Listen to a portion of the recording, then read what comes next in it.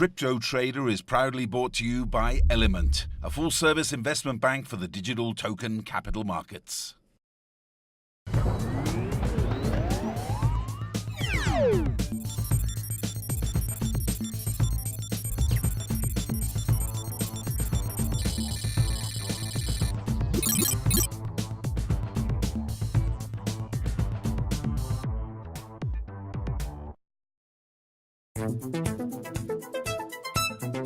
South Korea, home to just 50 million people, this country boasts one of the top economies in the world. In the crypto world, this hub in the heart of Asia accounts for 20% of the total crypto volume traded. South Koreans have always been early adopters of technology, and they see the blockchain as their version of the American dream, as the gateway of the young generation to future fortunes. Western media coverage of crypto from Korea is scarce, and given the language barrier, it's often inaccurate. We decided that if we're going to be the world's crypto show, we've got to bring you crypto from the heart of Korea. For the next 60 minutes, we're going to give you exclusive access to the traders, the whales, the hedge funds, the meetups, the nightlife, and of course the hottest new projects coming out of Korea. So stay tuned. Andrew, you've picked us up from the Seoul International Airport. You're our guide for the week. You're going to be taking us around Korea. What can we expect? There's a lot. I mean, there's a lot of activity in the Korean market currently. A lot of great ICOs, for example, Icon, Sentinel Protocol. There's old Kimchi Premium. In terms of just global Bitcoin trading volume, it's 40%. Are the people phased by regulation here? People were initially phased by regulation when back in 2017 in September, the government had banned ICOs. But over the last few months, we've seen things completely change. Currently, legislation is being drafted so that ICO is going to become legalized. And so you'll probably see that in the next few months. And I think it's going to be a huge catalyst for the next bull run going forward. So Andrew, I'm very excited to be here. What can I expect from the next 2 days? There's a lot of ICOs you can see. We've got great investors and traders you can also meet. Great, I can't wait. Awesome. The Korean blockchain scene is humming with activity. There are projects happening everywhere. But there seems to be one hub where all the big projects are coming out of. That hub is called Hashed, and I decided to take a closer look at what they're doing. Let's go.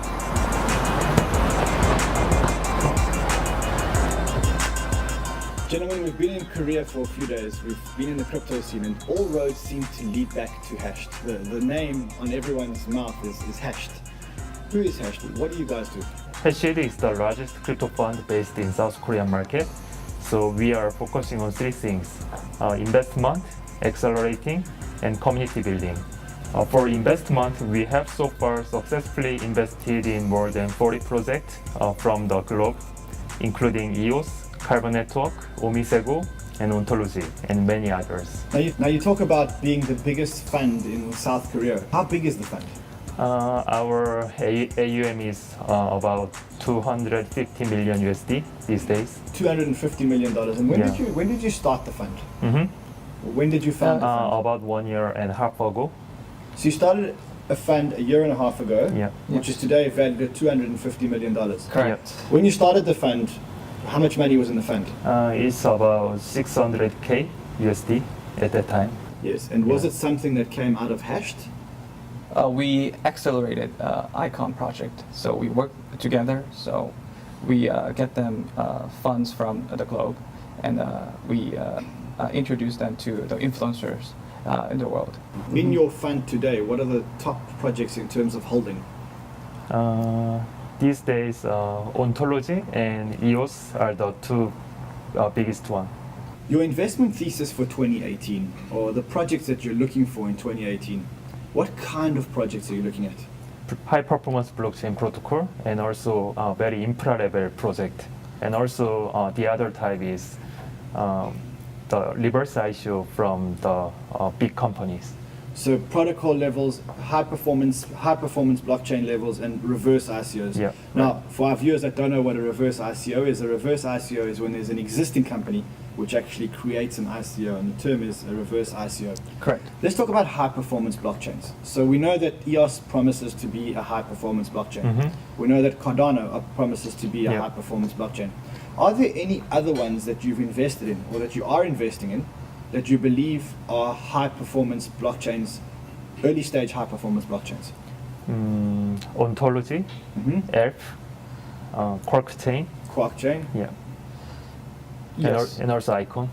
and also icon. Icon, yeah, which was one of our acceleration projects. Yes. Are there any specific projects that you're looking at today in 2018 and going, these are going to be the winners in 2018? Yeah, sure. So Sentinel protocol, Sentinel protocol. yeah. What about Sentinel protocol excites you? You know, blockchain is all about the safety and security, but the outside of the blockchain is not very safe. So Sentinel protocol will help this problem.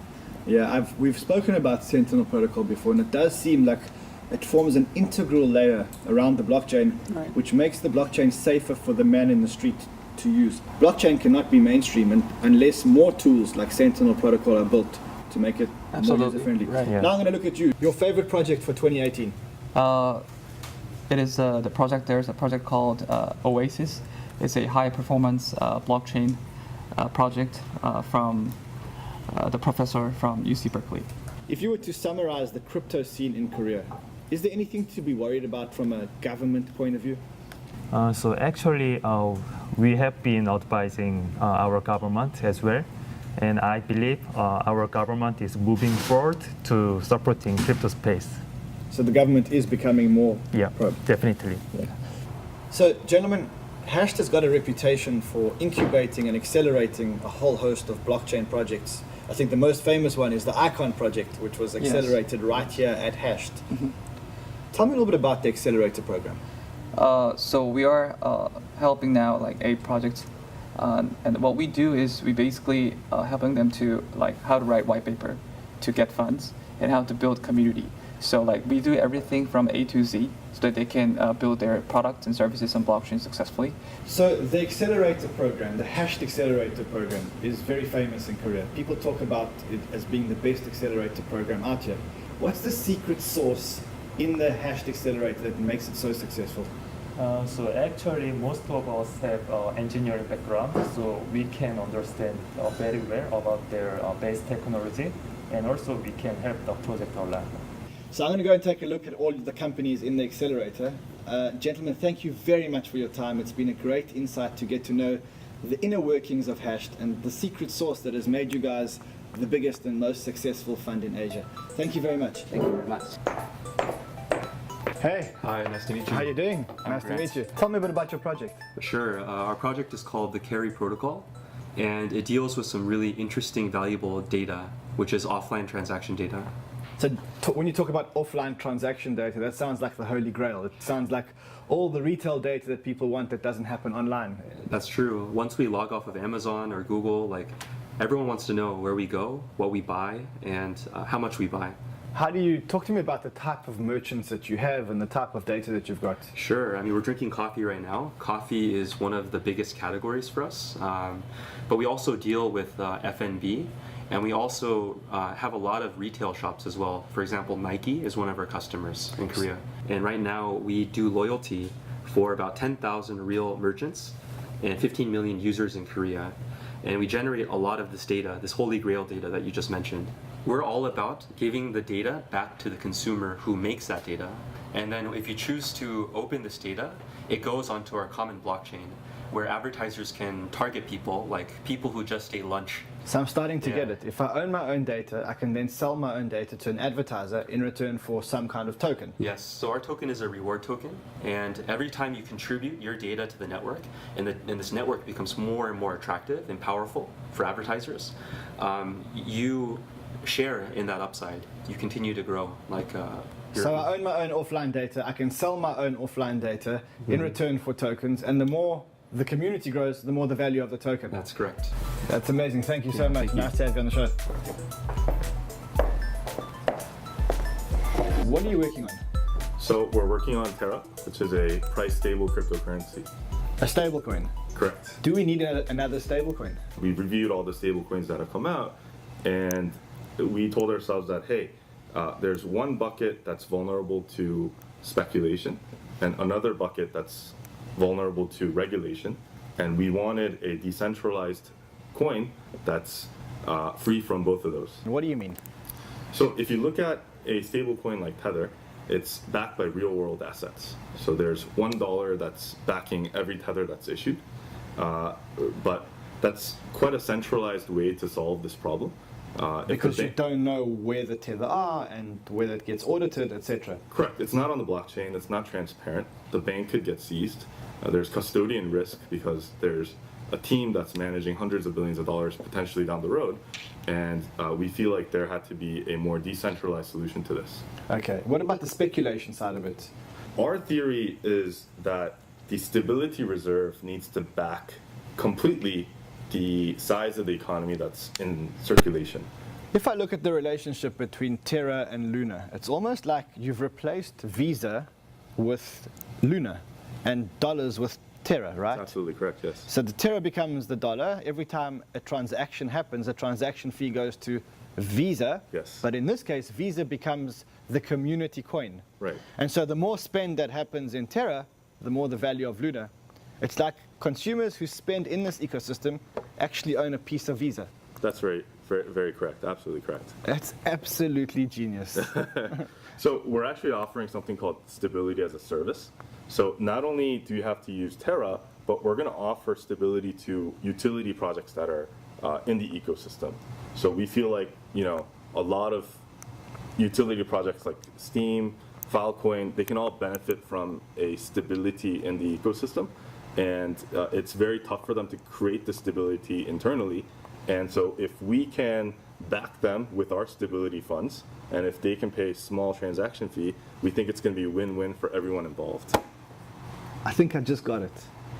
So you can apply this to any type of token. Correct, If any yes. time a token is transacted, a percentage of the transaction fee goes into a Luna, Yes, then you can create a stable coin out of any token. correct. Yes, and all the coins that are in the ecosystem are helping each other in the stability. That's going to be the smartest concept I've heard of in 2018. Wow. 2018 just got started. You should be really proud of what you guys are doing. Thank you very much. Hey, how you doing? How you doing, John? Tell us a bit about your project. Okay, well, it's called Contents Protocol. It's a personalized recommendation engine for contents. And basically, we gather user data preference and we recommend movies and TV series and comics and books that our users are most likely to consume. It's the recommendation engine accuracy is 26% higher than Netflix. So let me try and understand this. So what you're doing is you've got this engine, Right. which is powered by artificial intelligence, which recommends content to users. Exactly. And what you're saying is that your engine is much more accurate than any other engine because more people are watching more content due to your recommendation engine. Exactly. That's exactly what next step. 2 years ago, we took the engine and we applied it to a platform, a subscription VOD service called Watch Up Play, which is now the leading competitor to Netflix in Korea. How many subscribers has Watch Your Play got? We got over 200,000 subscribers right now. Over 70% of the content that our users actually consume actually come from the contents that we recommend, and only 21% comes from a direct search. One number says it all, actually, 18 hours plus, which is the amount of time that a user spends watching contents on our platform every month. And how does the blockchain solve this problem? Because I'm assuming that what you're going Right. to do is you're going to say that the token is used to incentivize the content manufacturer directly. Basically, what we're trying to do, the main thing that the blockchain allows us to do is to minimize that platform fee, which used to range anywhere from 30 to 70%, back down to 10%, and redistribute that to the content providers, and also compensate a new participant. Well, they've been a participant, but they've never been rewarded or compensated before, the users, who really provide free marketing for the contents. So you're incentivized to tell people about the content. That's exactly the point. Yeah. And the more people that view the same content that you view, Right. the more rebates you get for incentivizing the view. Exactly. They should be rewarded for leaving a rating, a review, and also sharing it on their social media. So I Thank wish so you much. all the best on this journey. Appreciate it. Thank you. Thank you. You're actually in the midst of your ICO as we speak. That's right. So tell us about the protocol. Okay, so we are working on something called TTC protocol. It's an easy to integrate protocol that enables communities to incentivize their users and grow together as one union. Let's talk practically. Right. So basically, the idea came from why is that all the social network today, or the communities on the digital and online media side, is earning all the profits while all the content is being created by users and all the time is being spent by users to create that value. So what we are trying to build here is that just by contributing to the community, by maybe content creation or doing simply clicking like to the contents or leaving a comment or reporting the bad content. Being part of the ecosystem. Exactly. And by providing the value to the community, that the part of the value that created by your time, your user's time, should go back to the user. So that's incentivize the user. But not to be critical, but if we look at a system like Steam or Steemit, Right. isn't that exactly what they're doing, giving the money back to the community? That is a very good question. What we know as people who's experienced in the mobile application world is that it's really, really difficult to grow a community. So what we're trying to do is that we're building this protocol so that existing communities can easily jump into blockchain technology, blockchain community without hassle of doing their own token economy, token integrations. So if I get it, there's Right. a protocol level for Right. all social communities to plug into. So existing social communities and new social communities. Right. Any type of community, actually. Well, it's actually an aggregator of all communities. A simple idea: incentivize your users, grow your community, right, and then connect all the community to have a bigger union of all the communities to grow together. That's amazing. Thank you. Great, thank you so much. Hawan, you run a very exciting existing business, which you're now going into ICO. We call that the reverse ICO process. Sure. Existing business as an ICO. Let's talk about your existing business first. What is your existing business? Sure. It's called Huiso. It's mainly selling Korean beauty to China. We started this business back in 2014. And what we are doing at this stage is we have around 1,800 sales reps in China. They are Chinese people, and they sell Korean beauty products to Chinese customers. So you've got a business with sales reps. The business sells cosmetics to China from Korea. You do this very successfully because you have good data and use the data to mine the product. Correct. What do you need the blockchain for? While doing this process sales business, we thought that, data can be used not only in the sales place. We can use this data when we make products. Also, we can use this data for advertisement platform. Also, we can also make much more efficient marketplace if we use these data. So that's why we came up with this blockchain idea, and this is how the Cosmo Chain project started. So Cosmo Chain is actually a chain where the user can upload a whole lot of their data regarding cosmetics onto the chain, and that data will be then bought by the brands. Correct. And by the advertisers. Sure. And they use this information. As they use this information, they reward the user with some kind of token, which is your token. Yes. So now you're in the middle of your token sale at the moment. Yes. How much money are you raising? 50,000 hard cap that we are targeting for, and 35,000 from institutional investors, and 15,000 from publics. We only have around 5,000 to 7,000 left at this stage. Thank you very much, and good luck with your project. Thanks so much. That's all we have time for from Hash. Stay tuned for more stuff from Korea after the break. Crypto Trader is proudly brought to you by Element, a full-service investment bank for the digital token capital markets.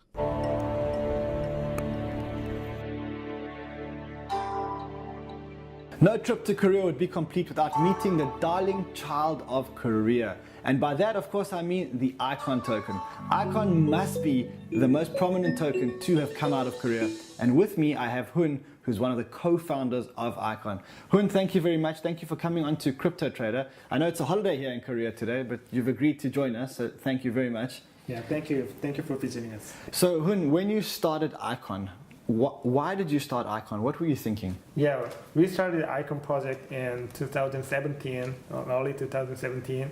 We make our blockchain engine, and we do a lot of businesses in the enterprise area, like financial institutions and universities and hospitals and the insurance companies. So we start this project independently, but our clients want to link to another blockchain companies or another blockchain consortium to better to make better their own businesses, their own business blockchain communities. So you have your clients, and your clients are all built on different blockchains. Yeah, and what they were asking you was, how can we link or how can we join the blockchains together? Yeah, right. And is that what started off Icon? Yeah, right. So what is Icon? On one side, we focus on the blockchain platform for the decentralized application, and the other side is we want to interlink interoperability in the blockchain to blockchain. Now, when you talk about interoperability, that sounds very similar to something that OneChain is doing or Aeon is doing. Is it the same type of principle? Actually, OneChain and Aeon and us make a alliance, Blockchain Interoperability Alliance, the BIA. We are talking about how to make a de facto standard in the blockchain interoperability alliance. So the Interoperability Alliance, as I currently understand it, is yourselves, Icon, Aeon, and OneChain, and you formed the Interoperability Alliance. Yes, right. And you've done this to create a standard or a set standard for interoperability. Yeah, right. Why is interoperability so important? Every communities or every ecosystem is start their own blockchain communities or. So you've got existing blockchains. Every project is building it on its own blockchain, and developing its own communities. Yeah, own communities. Yeah. Right. So why do you want to connect them? In the end, they want to interlink to other blockchain communities or other services or other companies to make better their own blockchain communities or their own companies. So the inter-blockchain technology is really key. It's the bridge between the blockchain communities. Now let's talk about Icon, the fundamentals of Icon. Yeah. Is Icon a fast blockchain? Can Icon transact at high speeds? For now, we support about over 1,000 transactions per second for our own blockchain platform. Are there any exciting projects that you can talk about that are being built on the Icon platform today? Yeah, Blue Whale is the exciting project and on top of the Icon. Blue Whale is focused on the gig economy through the blockchain technology. Okay, so Blue Whale is actually the first ICO that's happening off the Icon platform. Yes, right. I think we should go and take a look at the Blue Whale ICO.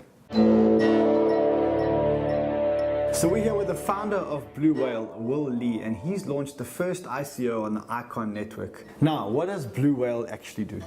So basically what we do is we are making a decentralized ecosystem for freelancers and contractors and self-employed in order to solve the three main problems in gig and share economy industry.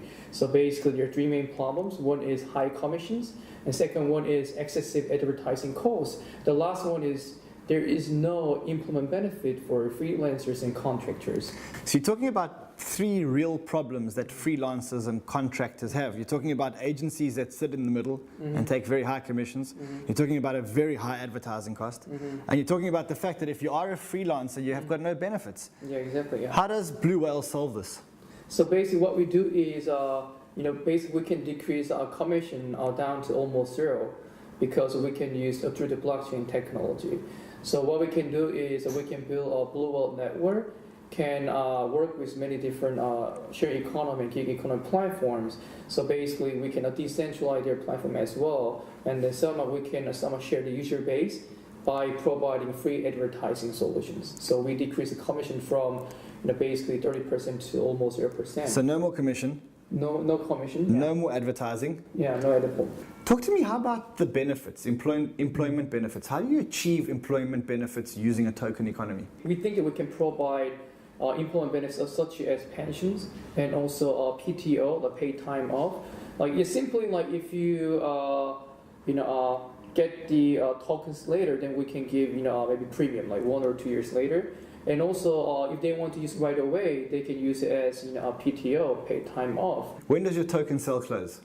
We will close. We actually close our private and also pre-sales. We already successfully raised $21 million so far, and we are going to start a public sale 23rd of May.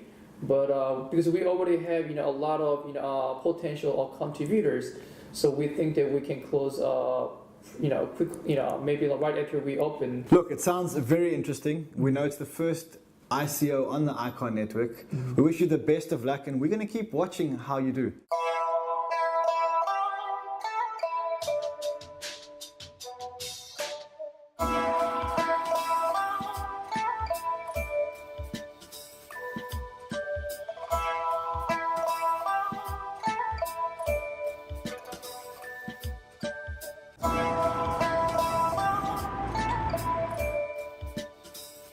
I've just had the most amazing experience. I've walked into a co-working, co-living space where people come to learn about the blockchain. Guys, how does this model actually work? So we started a YouTube channel and started teaching people about matters regarding blockchain and what Bitcoin is, and then people kind of started wanting to live with us and study blockchain full time.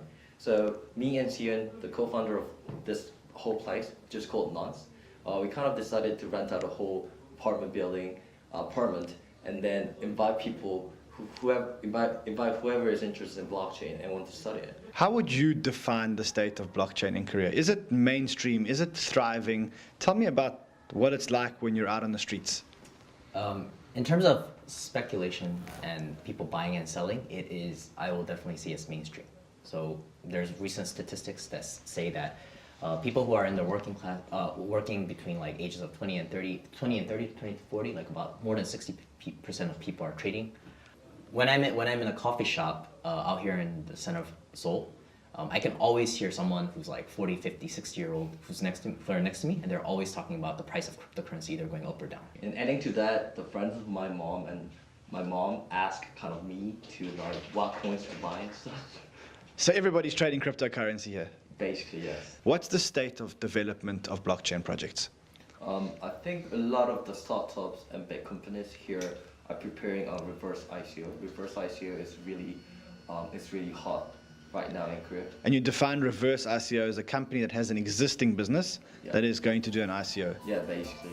그렇게 되고 그다음에 제가 이제 미스터 블록체인 맨 처음에서 좀 취지가 뭐였냐면은. Are you guys as Koreans proud of the Icon project? Do you think it's a world-class project? The Icon, Terra, Metadium, there's a slew of projects, right, that people are well familiar with, or they will be familiar with in a couple of months.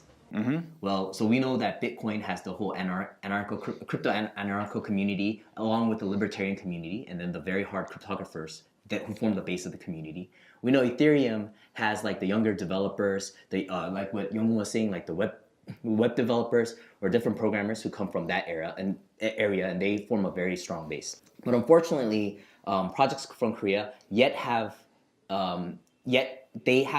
yet made a dent in attracting developers who might be outside of Korea. So I think even in terms of communication, that's not necessarily their strong suit. So you have very strong views about Korean projects. Let's talk about other projects outside of Korea. Which projects are you bullish on? I think we're very bullish on Ethereum because of what Xian just said, because it has strong community, and just a lot of the Bitcoin kind of derivatives are doing, Bitcoin private, Bitcoin anonymous, Bitcoin private, right. Bitcoin gold, Bitcoin diamond. Yeah, so I think more is we're seeing it's more about community than technology per se. And I also want to say buy some tokens of the project that is very good at community building. Yeah. One of the good examples is Loop Network. Yeah. Technology, just to make this clear, being good at technology, that's a necessary condition. But community is what makes it pop. So technology is an entry ticket. Oh yeah, of course. That's the entry ticket to the game. Mm-hmm. But being able to build a community is what makes a token successful. Yeah, and we could list off so many examples of this. You have Lisk they're trying to bootstrap the JavaScript community, right? So look at how these people are all bootstrapping communities onto their existing technology. 이런 것들 자체가 이게 기존에 내가 하지 못했던 어플리케이션들을 내가 만들 수 있다는 것 자체가. I'm going to put you on the spot here and ask you guys for 1 or 2 more tokens each that you guys are bullish on, and the reason. I really do like something called the Republic Protocol. Republic Protocol is doing the sort of make a decentralized dark pool where people can just do the block deal without knowing actually the underlying transaction. So I think it's just much needed solution right now. So Republic Protocol, yes. I'm looking at you. You know, if there's a token that's not gonna go down anytime soon, it's probably all the exchange tokens. This is a cheap way out, but like Binance is not gonna go down anytime soon. KU Coin, Binance. Yeah, but you have to also look at the size of the exchange itself. The general market sentiment in Korea today, what's it like? So Korea doesn't really have an American dream. People don't really dream too much. So there's a lot of people who want to get rich and who don't really see a future in any other traditional assets. So what they're doing is they're pumping their money into cryptocurrency in order that they might have a chance at getting a better future and becoming rich. The Korean dream is the cryptocurrency dream. So that's the Korean equivalent of the American dream. Right now, that's exactly how it seems like.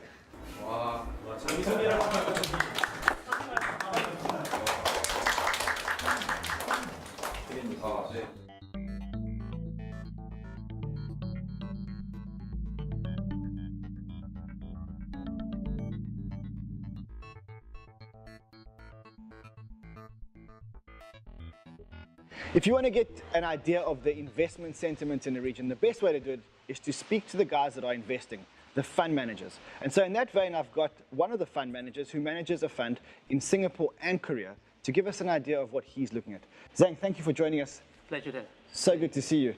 You've been operating a fund. How long have you been operating a fund for? We started XSQ in Singapore about 2 years ago. We started off as miners. And how big is your fund today? Today we are not too big. We made about $10 million. And looking at this region, investing in this region, what are you seeing coming out of Korea? So in Korea, it's interesting. Korea has one of Asia's highest percentage for commercializations of technology. And that's why X Square is supported by the local government here. We do see still a lot of blockchain infrastructure projects. We see a lot of people like Phantom. We see a lot of people like Blockchain. We see a few of these, faster and better blockchains that are coming up. And that's coming out of Korea. What about Singapore? Is Singapore a hub? Is there activity in Singapore? Singapore is definitely activity for blockchain and for cryptocurrencies because our government has been pretty transparent, has been pretty open to welcome the talents of the world. In Singapore, we are looking at 108 token. It is an index token that tracks the top 15 cryptocurrencies for people who want simplicity in basically getting an exposure in what we call crypto assets today. Let's talk about some of the projects that you're looking at the moment, which you find exciting. So there's one project that comes out of Singapore. They just got a license for a crypto to fiat exchange. It's called Sparrow Exchange, as in Sparrow the bird. Cool. So Sparrow sounds like a great one. What are your other ones that you're looking at today? So the other one that that's part of our strategy for market mechanism investing is 108 token. 108 token is a crypto index fund that basically tracks the top 15 cryptocurrencies. So we've got Sparrow, we've got 108. Any other projects that you're looking at? Just projects that you're seeing in the region? So the project we're seeing in terms of infrastructure protocol, of course, blockchain. They're basically blockchain infrastructure that's basically better, faster. They could be taking over Ethereum hopefully in the next 1.5 years. Well, Quarkchain is offering, they're talking about 100,000 transactions per second or 10,000 transactions per second on a testnet. They're talking about being secure, decentralized, and very fast. Yeah. What other projects? There is actually a project called Oasis. It's incubated by the folks from UC Berkeley. Again, it's blockchain infrastructure. They can do smart contracts. They can do exactly everything that Ethereum can do, only better. So maybe the blockchain's adoption will take, 1.5 years or 18 months in that sense. Blockchain adoption has been the fastest adoption in history and definitely will be the fastest adoption in history. The Korean government, are they friendly to cryptocurrency? What's the official stance? We have heard of news like that the next administration is going to be very pro-blockchain, pro-crypto in that sense. So we're waiting for the potential to manifest itself.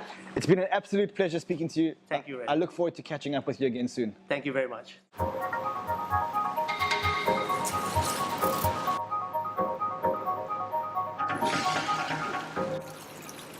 If we listen to the advice that we've been getting from all the fund managers and the serious investors, what they're talking about is talking about investing in the protocol layer of the blockchain or the base layer of the blockchain. But there's several protocol layers, and these protocol layers power the applications that will then work on top of them. So for example, if you think of Civic is an identity app or an app that verifies identity. It needs a protocol layer which is specific to identity. And in that case, we've met a company in Korea called Metadium. And Metadium are a protocol for the identity layer. Explain to us how it works, Richard. Okay, Metadium blockchain was regarded as trustless. However, due to regulation, we need trust on blockchain. The powered by blockchain, Metadium is an identity protocol, a layer of the internet, providing trustless trust in digital world. Okay, meeting 합시다. So it's trustless trust. Now, that's quite a good term, because if you think about it, the blockchain means that everyone is anonymous, but we need to trust each other. How do you achieve trustless trust? Okay, like society, offline, online world need to have many the identity solution. For user can use Metadium easily. They don't have to care about the two-factor authentication solution, and user can reduce their effort to manage the private key. User don't need to over-provide the information anymore. So user have the right to manage their own private information. If I understand correctly, what you're saying is that Metadium is actually the store of a user's identity. So in other words, if I'm drinking at a bar, for example, I need to prove to them that I'm over 21 years old. I don't need to tell them anything else about my name or my address. And so what you're saying is that Metadium is the layer which stores a user's identity, but then only gives the request of information just the right amount of information that they need to maintain security. Yes, that's correct. So through Metadium, you can sell only the necessary information you need to provide. Which is verified, of course, by the Yes. blockchain. Yes. Now, you guys did a token sale recently. Tell us about your token sale. I heard that it sold out very quickly. Within 2 days, the 35 million commit finished. Richard, if I understand correctly, Metadium is the protocol level for the identification verification. And the actual banks or users won't plug directly into Metadium. But we can expect a lot of dApps or a lot of identity verification apps to be built on top of your platform. Is that right? Yes. Yeah, we provide the protocol and API and SDK to make the dApp on our platform. Great. And when is the token generation event? We are targeting testnet will be open in third quarter of this year 2018. And beta service, we're targeting to provide end of this year. That's www.metadium.com. I've got a feeling that when this one hits exchanges, it's going to go to the moon.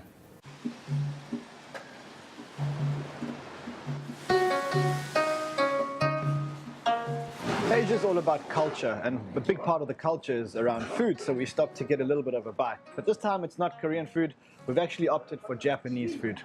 Speaking of culture, let's talk about the trading culture here in Korea. It seems like a Korean culture is about trading. They like the ups and they like the downs, and everywhere we go, sitting at restaurants, people are talking about Bitcoin and Ethereum. Oh, yeah, definitely. Yeah. So more color around that. When you think about just how Koreans make money, just after going to the best universities in Korea, they strive to work for the best companies here, obviously. And those will be like the LG Electronics, they'll be like the Samsungs. But when you look at the pay they offer for a year when you first graduate college, it's as low as $25,000. And even if you worked there for a few years, it's still going to be the same.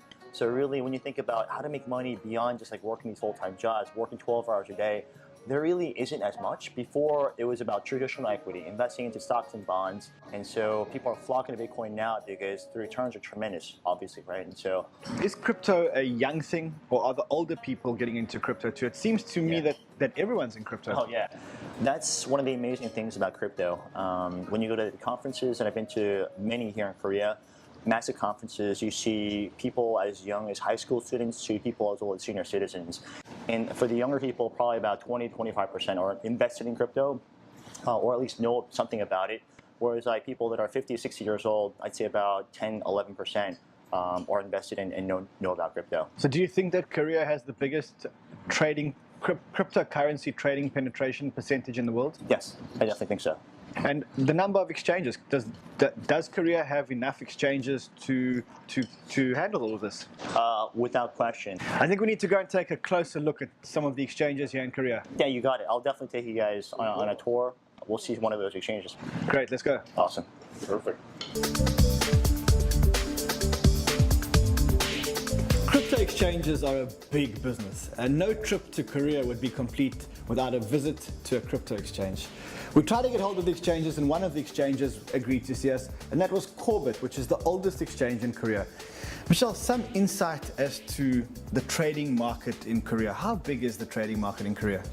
So in terms of trading markets, last month it was around $80 billion, which is, so the total trading volume world was 500 billion. So Korea is a very important market for cryptocurrency trading then. I guess so, yes. When you look at your traders, your average trader, are they trading multiple times a day or a week? Or are they the type of traders that buy and hold? I guess it's half and half, but like many of the traders who trade a lot, they trade really often, so often, like several times a day, or like sometimes like 10 times a day. So 10 trades a day? Yes. And in terms of regulation in Korea, we hear reports in the Western world of ICO bans. We hear that the government blows hot and blows cold. One day crypto is good, one day crypto is bad. How do you find working with the regulators in Korea? It's really hard to regulate, I think. And like there is a blockchain association which is working with the government and regulators so that they can make a right laws. In June, there's another election coming. But all indications say that the change of government will look favorably on cryptocurrency. And if we look in the streets, people are talking about cryptocurrency. There's a big uptake. Do you think that after June we're going to be more positive towards cryptocurrency? That's what every people are hoping. Like every cryptocurrency people are hoping, but we're not sure actually, because government can always be more conservative about money thing. So we're not sure. So banks are being careful, I think. Do you think that a government that is against cryptocurrency is taking a big chance that they may lose the election? Is cryptocurrency that powerful in Korea? I guess so, because some of the young people think it's only hope for them to earn a lot of money. So they're young people's voting is really important, right? So government is, I think, being a little bit careful about young people's election. Thank you. Thank you so much. Thank you so much.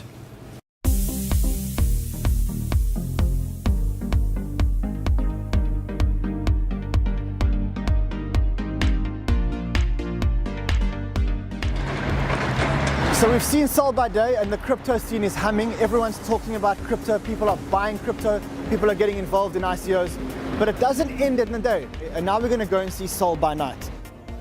What is this place? This is a venue for exclusive events. Awesome. And what are we going to do here tonight? Tonight, it's called Foam Astronode, and basically it's a highly exclusive and highly curated event for people within crypto. Let's go. Definitely, let's do it. So welcome. Yeah, let's do it. Let's go. All they serve is, Johnny Walker Blue Label, and cheers. Thank you for coming. Yeah, awesome. You got it. Cheers, guys.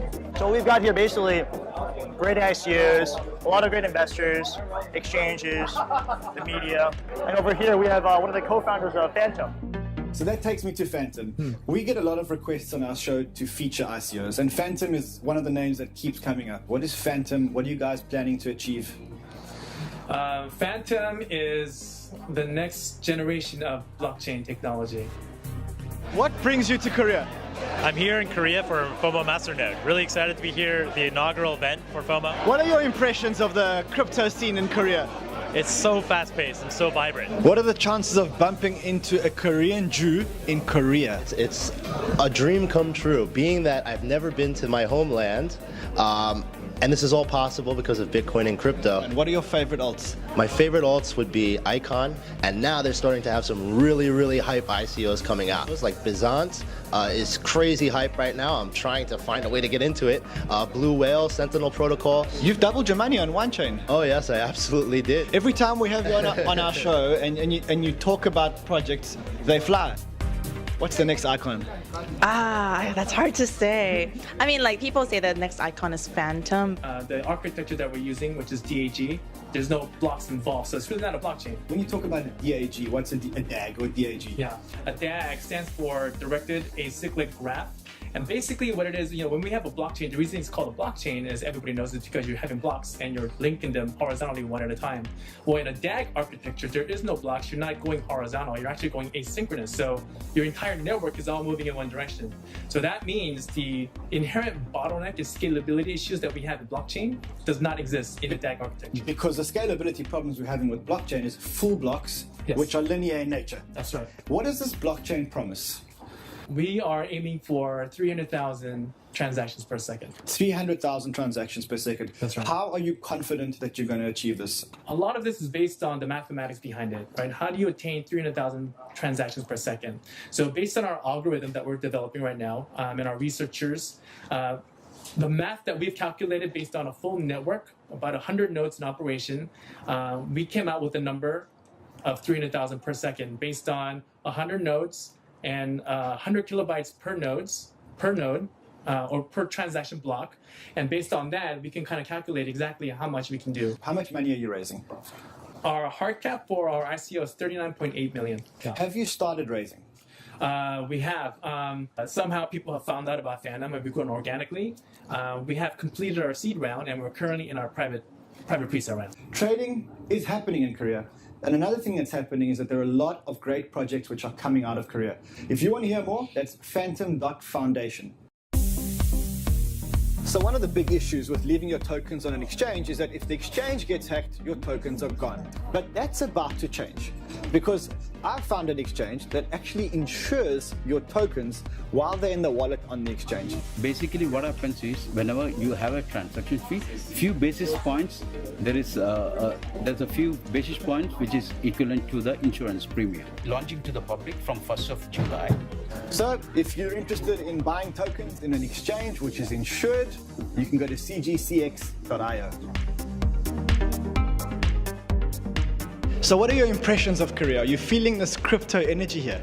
Yeah, good. There's like a couple of places in the world that I've been where you immediately get the sense that the nation knows what it's about. Maybe give us a little bit of background as to who you guys are and what you do. Yeah, cool. So our token Sends, like you said, it's doing pretty well. We're on a kind of marathon, not a sprint here. We're trying to change the world, and our purpose is to create an app store of decentralized applications that can help each other grow. And how many apps are actually live today? Yeah, so we've got in the ecosystem now around 30 dApps that are working inside of it. And the underlying blockchain is actually written in Python, so most of the developers in the world can pick that up pretty quickly and start working on it. We hope by then this year to have around 100 dApps working inside of the ecosystem. If I were to ask you to categorize or tell me about the crypto scene in Korea, how would you categorize it? Korea is crazy about crypto.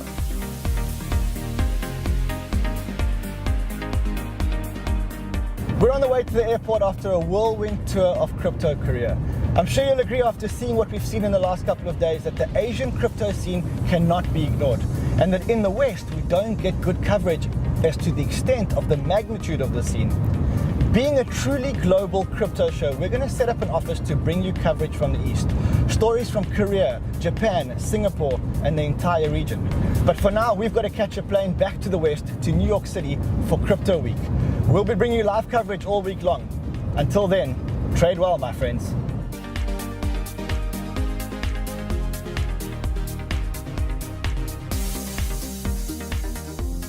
Crypto Trader is proudly brought to you by Element, a full-service investment bank for the digital token capital markets.